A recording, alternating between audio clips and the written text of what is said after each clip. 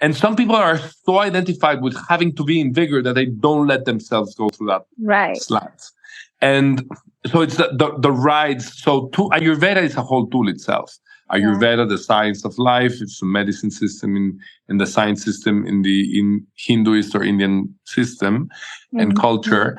And it really is a window of how to administrate balance by understanding cycles of movement in a circular or spiral way.